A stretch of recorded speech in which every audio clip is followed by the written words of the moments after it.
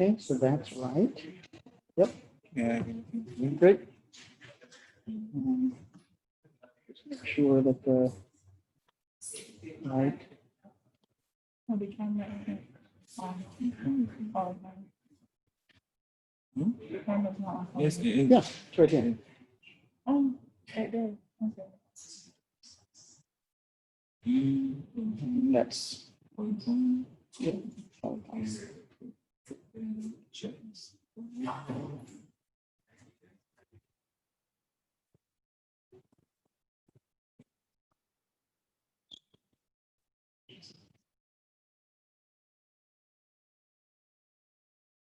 Okay.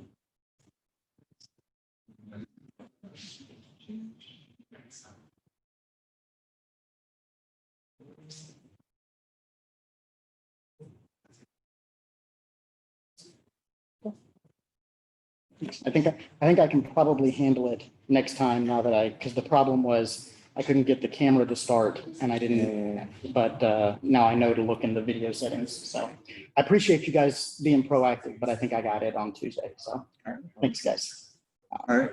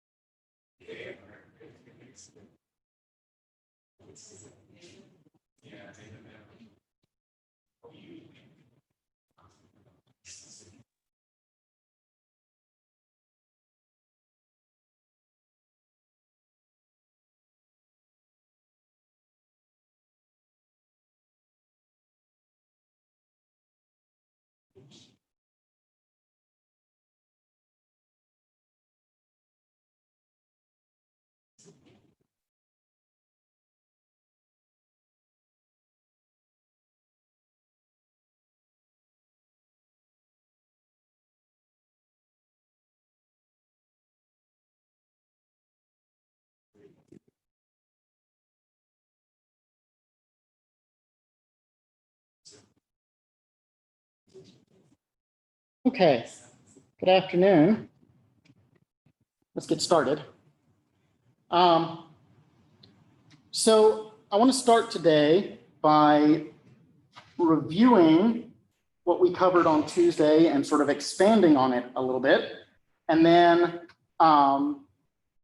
picking up a couple of things related to some statutes sort of throughout the region. So let me start by asking this. What is the test for when a chattel becomes a fixture? What is the test for when a chattel becomes a fixture? I'm sorry, speak up, please. I'm asking if it's the degree of annexation. That is one way in which to show that a chattel has become a fixture, but it's not the only way. Tiffany, yes, this is correct. The intention of the owner of the chattel is how we determine whether a chattel has become a fixture. Okay. So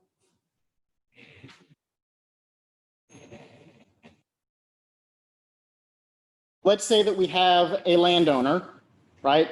We're talking about the case of my boss and the Mercedes-Benz at the beach house, right? And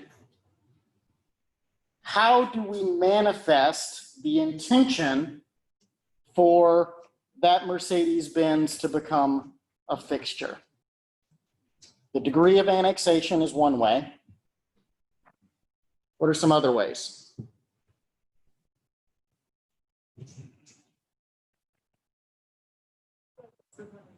right? The purpose of the annexation. Okay, what are some other ways?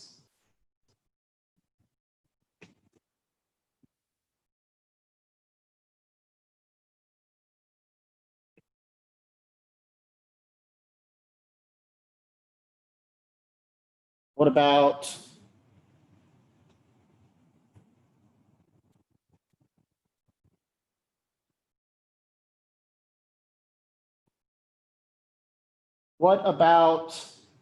um,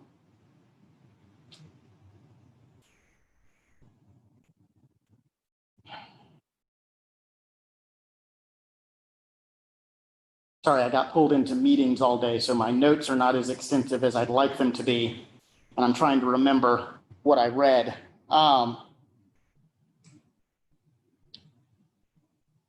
What about how difficult it would be to remove the chattel? What does that say? What does that mean? Is that one of the ways that we can show, right, damage to the attached chattel when removed? Can we remove it without damaging the chattel or without damaging the land, right? So that's why my washer and dryer don't become fixtures just because I plug them in, but the outlet that I bought and I put in the wall so that I could plug in the dryer might be a fixture, right?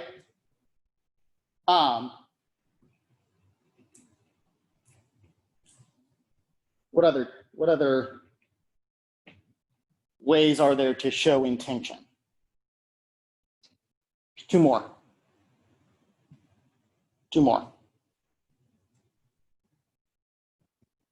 Yeah, Travis. Whether it rests on the land by its own weight or whether it's bolted into the land. Yeah, and I think that is that's the comment that is made in the Hodgson case, if I remember correctly, right? That if a structure is actually affixed to the land, that is really strong evidence that it's a fixture, right? This is what we're talking about when we were talking Tuesday about burden shifting, that the burden rests on the person who's attempting to prove it as a chattel. As a fixture. But if there is affixation to the land, the burden shifts. So, right? So the question is, what is the intent, right? And if the chattel is not affixed, then the burden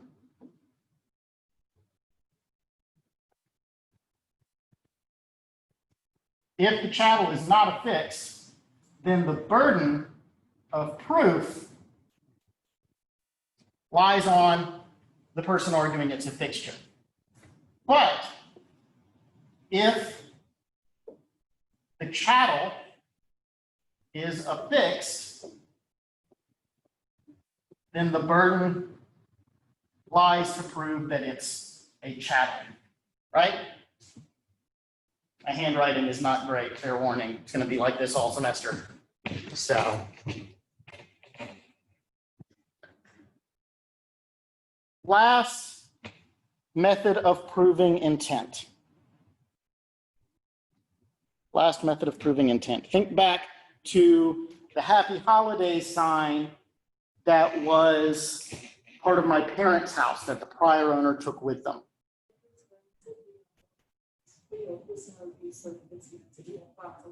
I'm sorry, speak up, please. If it's meant to be an ornament for your personal environment, if it's meant to be a part of the.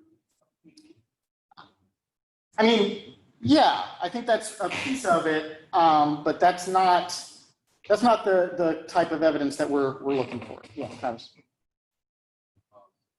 In regards to the ornaments example, which would be the personalization of it in that sense, in that it would be more specific use of the owner for general use and everything. So I think you're creeping up on the question, right? This was one of the things that I talked about on Tuesday, that if the Happy Holidays sign specifically mentions, Happy Holidays from the Smiths, then that's some pretty strong evidence that it's not the house and its current occupants wishing you a happy holidays, it's this particular family, okay? But remember, this was something that was common throughout the neighborhood. These signs were in front of most people's houses. And they didn't always say the name of the family living there. And so one way that a judge could have ruled that the sign went with the house was by pointing to custom and usage. Custom and usage in the neighborhood, right? That this is just how things are done. And so this item under custom and usage becomes a fixture, even though normally we might think of it as a chattel, okay? So the key piece of all of this, for those of you who may be wondering, right? The test of whether a chattel has become a fixture is the intent of the chattel's owner. That is the test. All of these, right? Degree of annexation, purpose of annexation, damage to the chattel upon removal, essential nature, right? Custom and usage. All of these are ways to show what the intent of the chattel's owner was.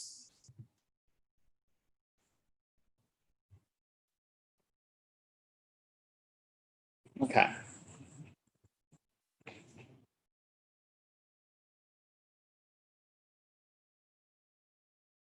Do we think, I'm sorry, yes? So, in a situation where his intention was to have it as a chattel, but the nature of its use is that of a fixture, does that change it? Well, I think that raises the question of whether the intent is subjective or objective, right? And so what does Justice Wooding say in Mitchell versus Cowie? I'm sorry? It's objective, right? So if the subjective intent of the chattel's owner is to keep it as a chattel, but the nature of the use under whatever of these evidences that we want to use is that it's a fixture, what would the objective intent be?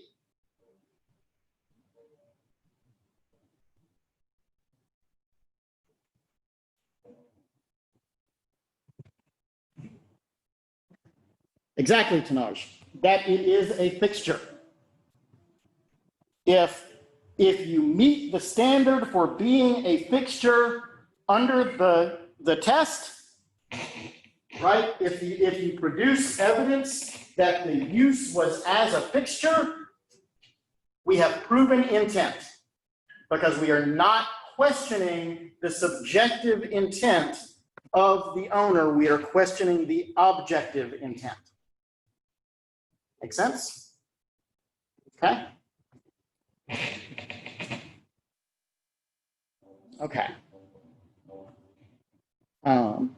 Somebody's having a good time playing the piano. All right. Do we think it matters how long you're going to live on this particular piece of land? Do we think that, for example, the case of the owner in fee simple is treated differently from the tenant for years who may be treated differently from the tenant at will? Do we think that those are three different cases, or do we think that they're all treated the same?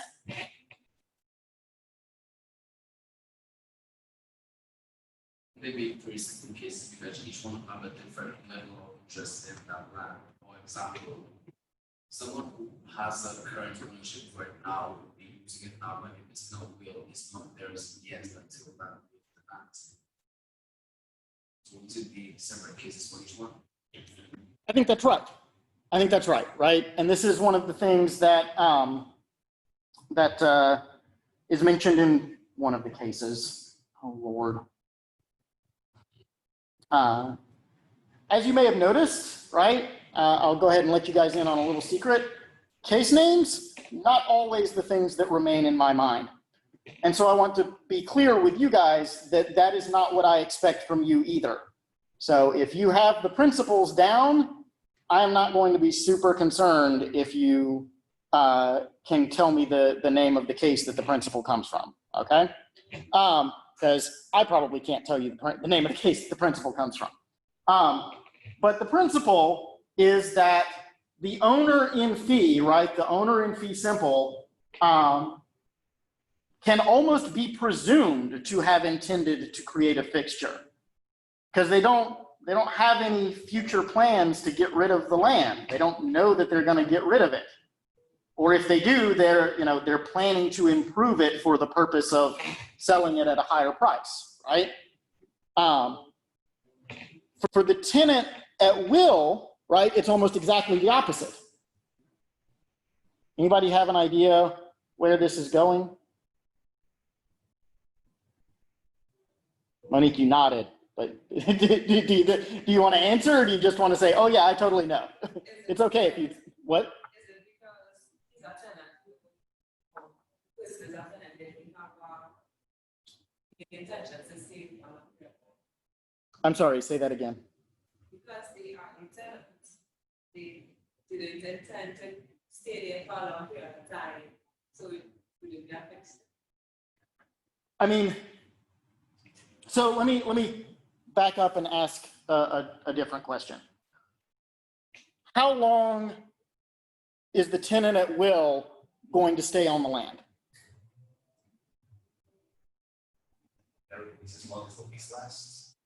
Well, what does at will mean in this circumstance? I'm sorry? Tenant at will is not like an literal will. And the third, yeah. No, I mean tenant at will in the sense of like employment at will. Maybe that's a concept that you guys haven't heard. Okay, yeah. Sorry, employment at will is very common in the United States. It means you can be fired for a good reason, a bad reason, or no reason, as long as it's not an illegal reason. You do not have to know this. It will not be on the exam. It's just to explain what I mean in this context. So, so a tenant at will in this circumstance, right? If you go back to chapter 1 of the book and read about the history, the historical interests in land, it was referred to as villanage in our understanding of the feudal interests in land. When could a tenant at will be thrown out? Yeah, Maisha here in the chat is absolutely right. Tenant at will knows that they can be thrown out at any point, right? That's what it means. Landlord shows up and says, get out, get out. Just like that. Now, almost nowhere are there true tenancies at will anymore, okay? But it is a thing that has affected the development of doctrine. How do you think, does this sound like something you might have heard of? Sound like something that might be familiar to you? Rephrase it.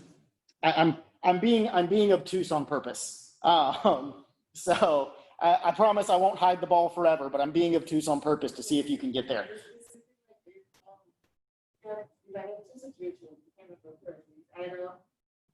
Your lease is off, but it's still on the yeah. And you can at any time, or there is no lease at all, and there's something available.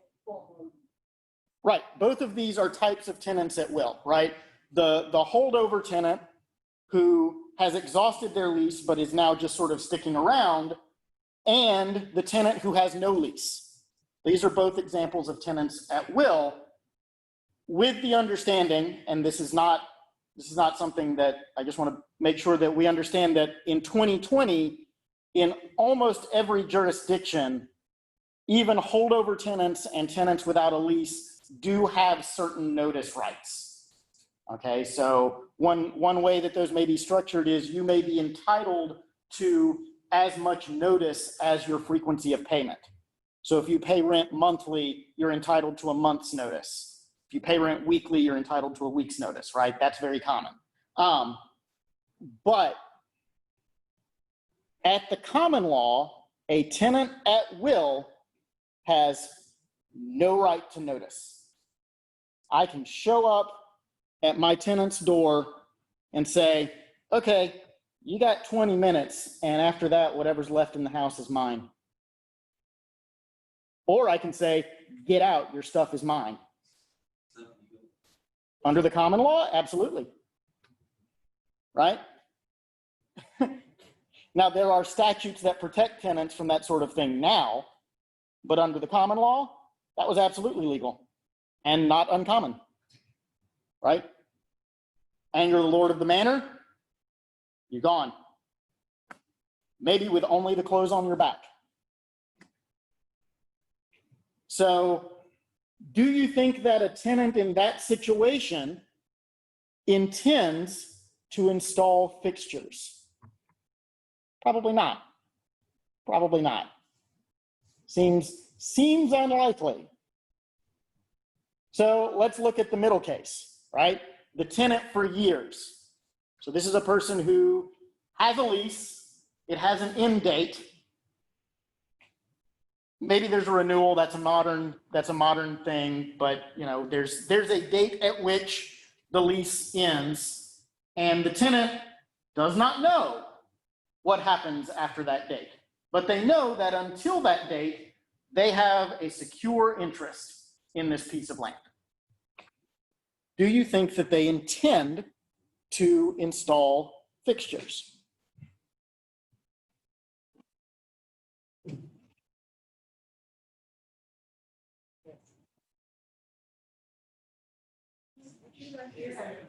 Why? So we've got a yes. We're going to hear why. I feel like if it is that you are at different level, you're secure in that situation for how many years, even though you know that there's an end, you're secure, so you should be attached to and becomes a part of the. Yeah. Okay. Travis, do you agree or disagree? I would use an example to explain my point. Sure. Say what we were seeing as a Shasta, for example. You move into a house and it's unfurnished. So you buy furniture now, obviously something that's things like a fridge. But for a mirror, for example, that's although when you intend to move on, like you take or use the function as a fixture, you don't intend to leave it there for the next person to come by and intend to. The reason is the thing that you intend to take it. So I'll call that shop. Okay. Anybody in the chat want to chime in? Michaela says they might install a fixture for long-term use depending on their length of stay. So here's the sort of the big reveal. You're both right. I think that Michaela is right, and I think that this is one of those examples, right? One of the things that I hope you learned in your first year of at the Faculty of Law, and that you'll continue to hear. Certainly you'll hear it in any class that I teach. Very frequently, the answer to a question of law is, it depends, right? The question then becomes, what does it depend on, right? How do you determine which side of the line that you're on, okay? And in this particular case, in the case of the tenant for years, this is where we get into the evidences of intention. right?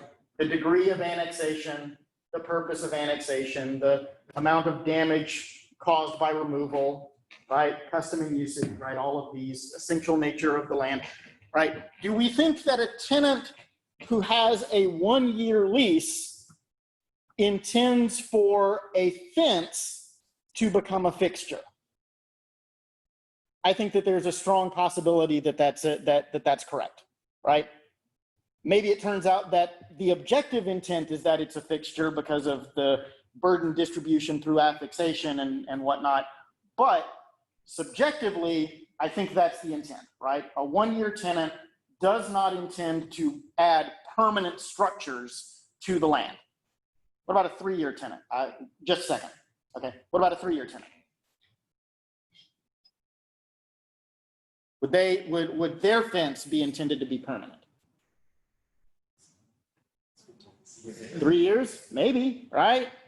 Maybe that seems a lot longer to you guys since, you know, maybe you're in your early 20s as opposed to me approaching 40. You know, maybe, right? 5 or 10 years? I think at that point we can start to say that subjective and objective intent are starting to converge, right?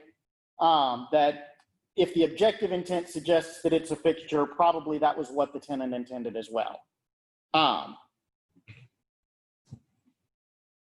Bonnie says that at 9 years, she says that that's the point where a tenant for years would be willing to build a permanent structure. Certainly seems reasonable to me. I wouldn't disagree with a shorter period. I do think that 1 year is probably not long enough. 3 years is iffy. Yes, okay. Sorry, you had a question. Yeah, for that example of fence, even though they are there for 1 year, but that's not something that it's something that this is not taken down. So even if they are for 1 year, that would function as a fixture. For example, the mirror, you can move it just like people about that. But the damage and the effort put into the fence and the practicality of moving that would not necessarily make chasm in that sense, despite them being there for a year. Well, I think you're making a good point. I think this is a really valid point, right? Is that one of the things that we are concerned about is the damage caused by removal. But what if the tenant, you know, buys a load of dirt and goes around, pulls up the posts, fills them in with dirt, and plants sod over the patch of earth where the fence occupied? I would still stick to my point because you have to go to an extreme to undo the damage done.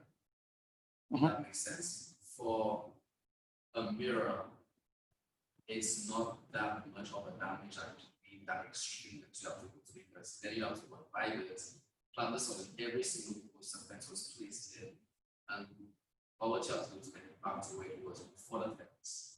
It would, from time to do all of that to it would be classified as a shadow. It would still be a fixture, just that until the damage caused. Fair enough. I think that's right. And I think that your example of the mirror is a really helpful one. I think that because, you know, think about it, right? How do we install the mirror in the house? Well, if it's a framed mirror, we install it the same way we would install any other piece of artwork, right? We put a hook on the wall, and nowadays we don't even have to make a hole in the wall to put a hook on, right? We can use a command hook. If it's an unframed mirror, well, we have to buy the brackets, and those have to be installed in the wall. But we're talking at most 4 holes in the wall, all, you know, about yay big, right? Fair to describe it as de minimis, right? But what if I told you that in Barbados, you would have the right to remove the fence? You may have the right to remove it, but it's impractical to move it. In that. Aha. Now, there's an interesting question. How concerned is the law with practicality? It depends. When in doubt, that is always the correct answer. Nicole, why don't, you've raised an interesting point in the chat. Why don't you come off mute and sort of explain what you mean by this? Hi, sorry, hi, can you hear me? We can hear you. Yeah, no, I'm just wondering because some things, for instance, if you have a child, you've rented a place for 1 year, you have a child. For a second, I thought you were going to say you'd rented a child. Okay. No. I'm so sorry. I'm so sorry. Continue. No, but there's some things that are required for the safety of that child. So I may go to the extent of putting down something with a high degree of annexation for the purpose of securing my child, but I still only intend to rent the place for 1 year. So I'm not sure that the high degree of annexation is always a good objective indication of intention.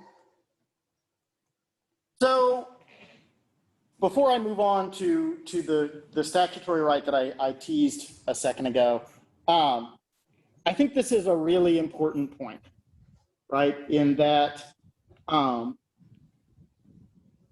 one of the things that we find, right, is that sometimes these tests may point in different directions. So, for example, right, with the example of safety equipment for your child or a fence, right? The degree of the annexation is quite high, but the purpose of the annexation does not carry over to future owners, right? So these tests point in different directions. One points to being a fixture, one points to being a chattel. How do we decide which one we should use?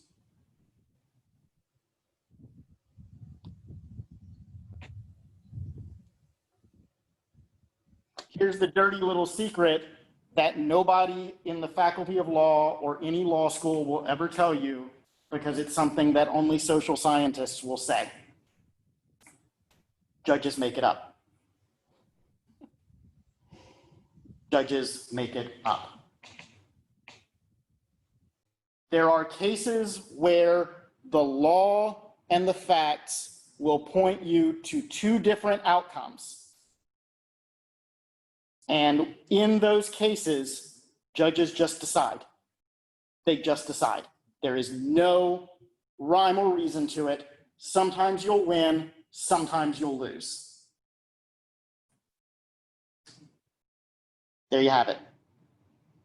And I want to be clear, this is not a criticism of my colleagues. This is not a criticism of any law professor anywhere. This is a difference in epistemology. Okay? Fundamentally, law is a humanities discipline, which means that when we are engaged in law, we believe that the words that come out of our mouth matter. Okay? And I really want to believe that all the time. I really want to believe that. But as a social scientist, what I can tell you is that the way that judges behave is that law rarely matters. Law matters on the margins. And that is a different way of approaching knowledge, okay? And so what I want you to understand about this, what I want to be clear about this is that 90% of the time, the judges that you're dealing with, opposing counsel, right, your client, are going to be dedicated to trying to get the right answer. And 90% of the time,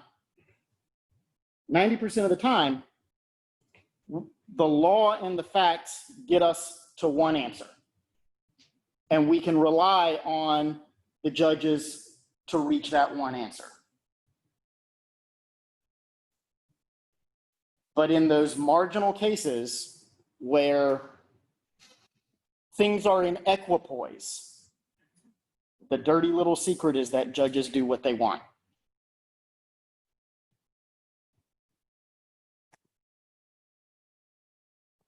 You don't have to like it. This isn't a criticism of any judge. It's just a statement of fact. This is what we know about how judges decide cases, is that when they don't have a clear path to a decision, they do what they want.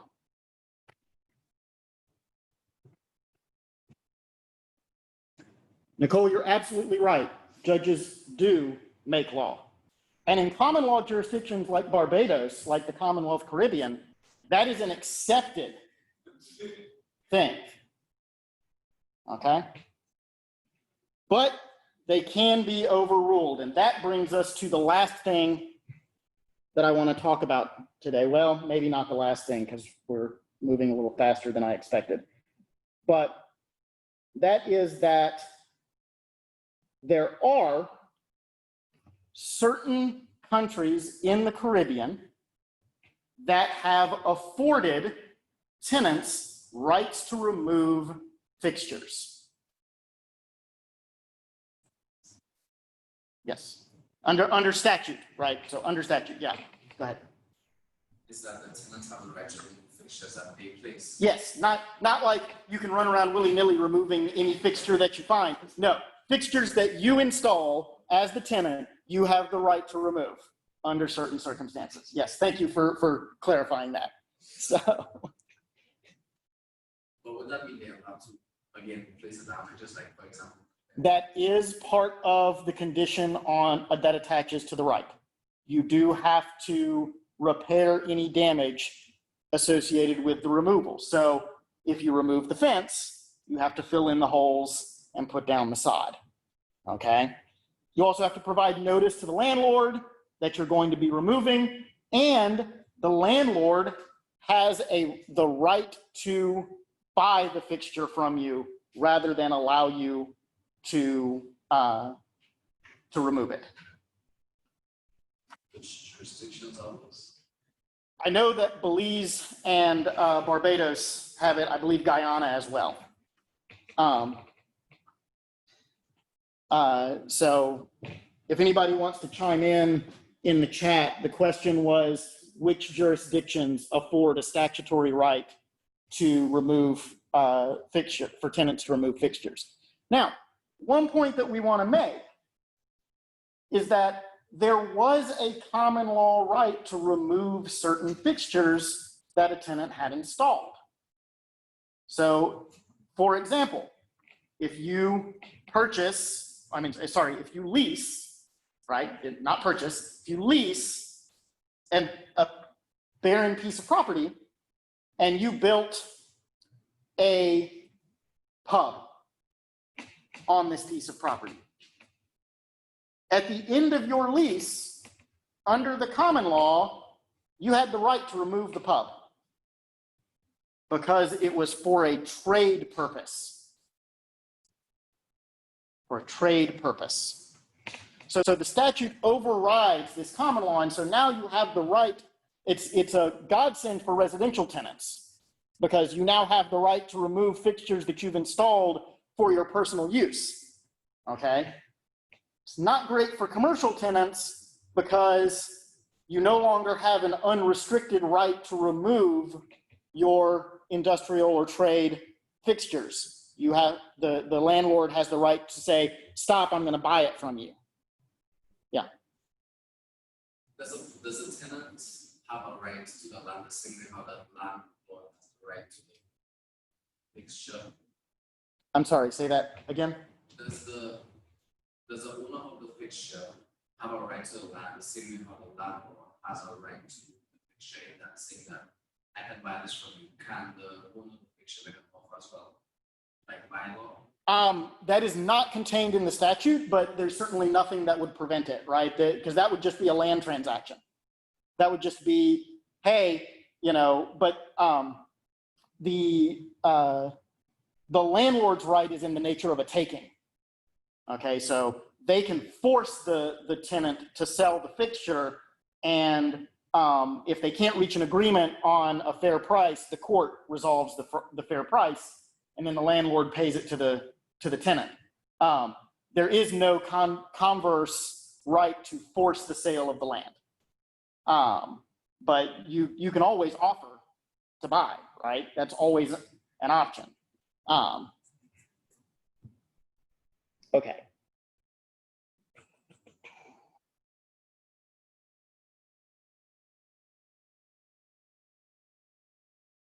Yeah, sorry. So in terms of the law, the owners of Mhm. yeah, they get, I'm sorry, say it again. if the tenant, the law, the owners of the fixture.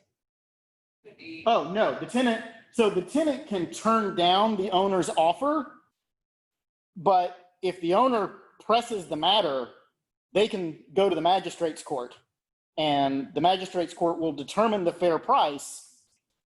And any of you guys ever, I can't imagine that you would have, but I'll ask, any of you ever done any work in takings out in the world? I'm checking the chat.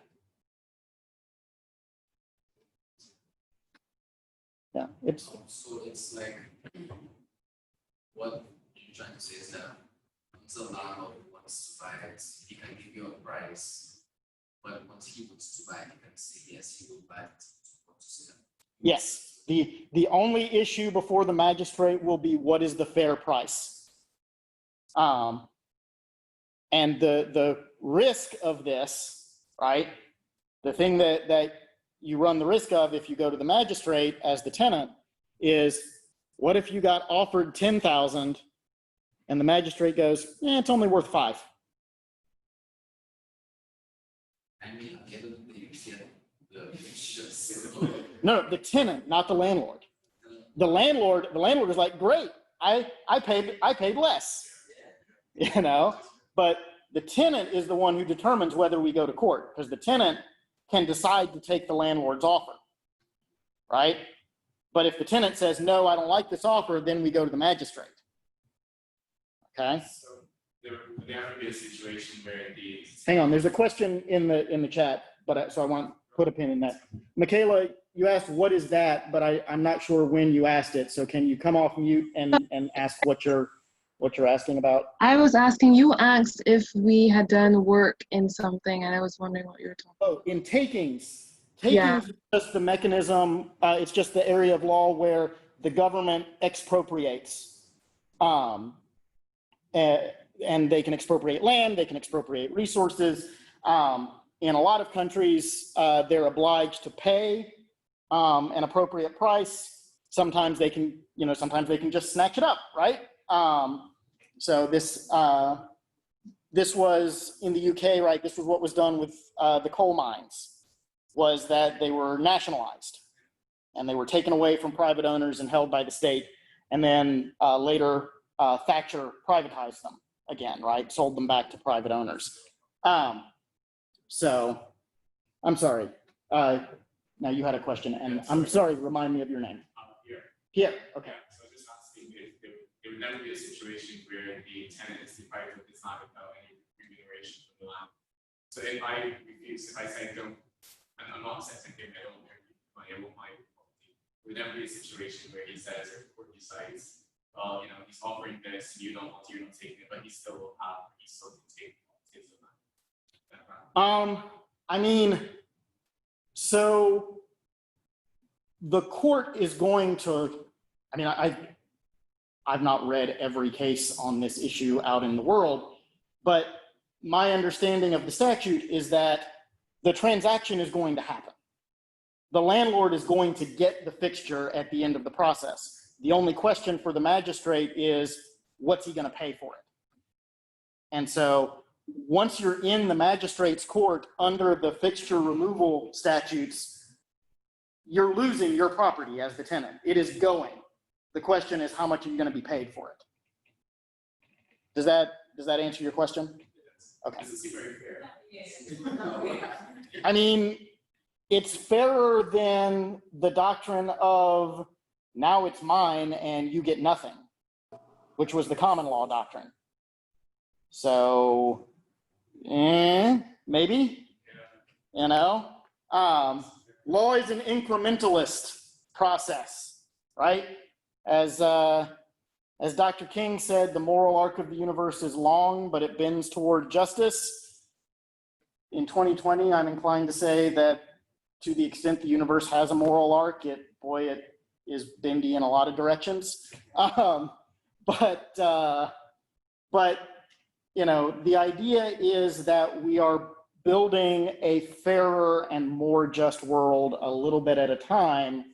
And so we're going from the tenant has no rights in the fixtures to the tenant has a right to be compensated for the fixtures or to remove them, right? And so maybe the next step is that we're going to start thinking about how to do away with the fixture doctrine. Maybe things remain chattel. Maybe that's a step too far. I don't know, you know, but I think that would be the next step in the process of sort of expanding the rights of the tenant in these sorts of circumstances. Okay.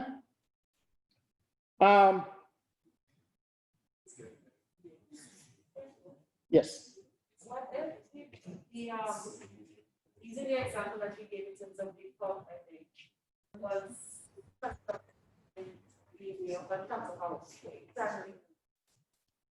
I'm sorry.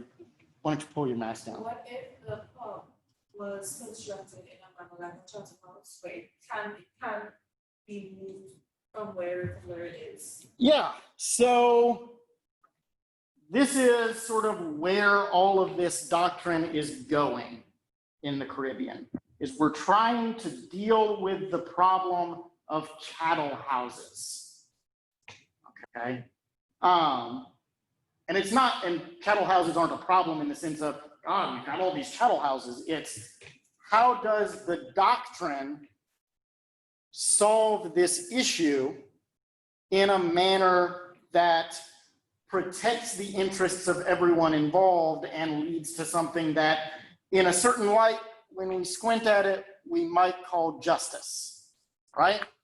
One of the things I used to tell my clients when I was in practice is don't ever make the mistake of calling it a justice system. If you're very lucky, you'll get law. We can call it a legal system, but don't pretend that justice is going to happen. So some of that's because I was a civil litigator and you never get justice in civil litigation. I'm sorry, Travis, you had a question? It was in regard to, are there any rights to the, like how there's rights to ensure the land is destroyed, short on this, make sure it's repaired. Now in St. Lucia, we have like all where you see like chocolate houses before the creator, these workers in the creators to have like smokes. That is easily removable, but a pub as the example, how would you move that without bringing it about that one? And two, if it's safe to fix that, you wouldn't be able to peaceful without destroying it. Is there any legal protection for those kind of fixtures? Yeah.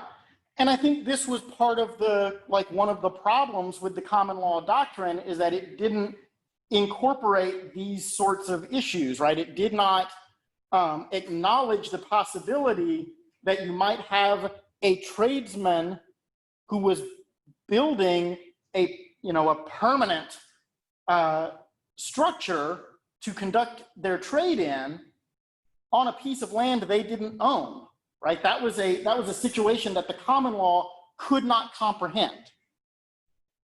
And so you're exactly right that the common law rule of allowing the removal of fixtures that were installed for trade or work purposes created this odd situation where this is a fixture that really can't be moved, right? Practically. So this is why I'm asking, does the law care about practicality? The common law very frequently did not, right? So I think that that's a really wise question and a really wise criticism of the common law doctrine, right?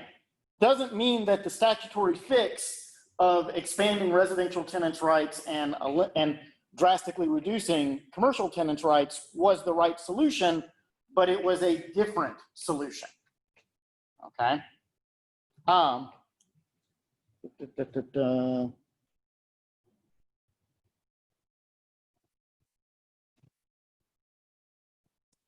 Elisa asks, can the chattel not be removed from the realty before the expiration of the tenancy? The answer to that is absolutely, right? This was a question, I think this was a question I got asked after class on Tuesday, right? And this was one of the points that I made earlier, right? The owner of the land can make any sort of modification that they want, okay? They can do anything that they want. They can bring a fixture in, they can remove it, they can damage the land, they can repair it. Nobody's going to ask any questions. This is why for the owner in fee, we almost always assume that the chattel becomes a fixture, okay? And the tenant has the right to engage in normal use of the land, okay, including the right to remove fixtures that they install, subject to there's waste doctrines that we'll talk about when we talk about estates that sort of limit the ability of present interests to damage land that will be passing to people in the future. But we don't have to get into that today. But for the most part, the tenant absolutely can. The issue becomes when the tenancy, and almost all of these cases arise in situations where the property has passed to a second person, right? The tenancy has ended, the original owner has died, something has happened, and the person who brought the chattel onto the land is trying to remove it against the will of the present owner, okay? Almost all of these cases fall into that pattern in some way, shape, or form, okay? Nicole, you're asking a question about squatters, and yeah, you're right. The law assumes that the law is enforced. And one of the things that you learn as you sort of go on in your legal careers is that that assumption doesn't always hold, right? I'm sure I don't have to tell you guys that. This is a phenomenon that's a lot more common in the United States, but anybody ever been pulled over by a cop? I think I've seen it happen once in the 2.5 months I've been here. In the US, I see it all the time. But anybody ever been pulled over by a cop? Yeah, I'm seeing a couple of yeses and a couple of hands in the chat. Yeah, so I'm gonna say this and then I'm gonna let you guys go, okay?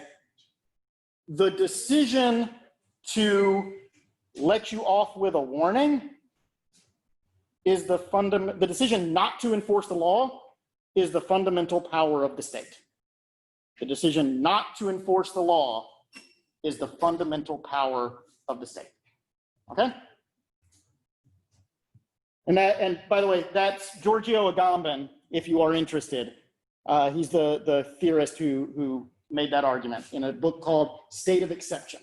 So that's not just me like spouting things off.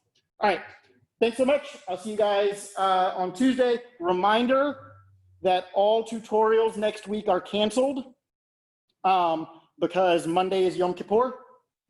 And so with 5 tutorials on Monday, there's just, we're not gonna have over half of you running behind.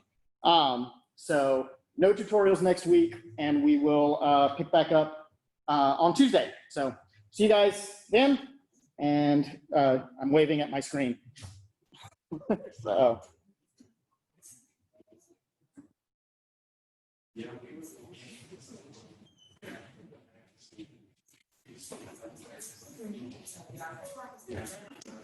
yes.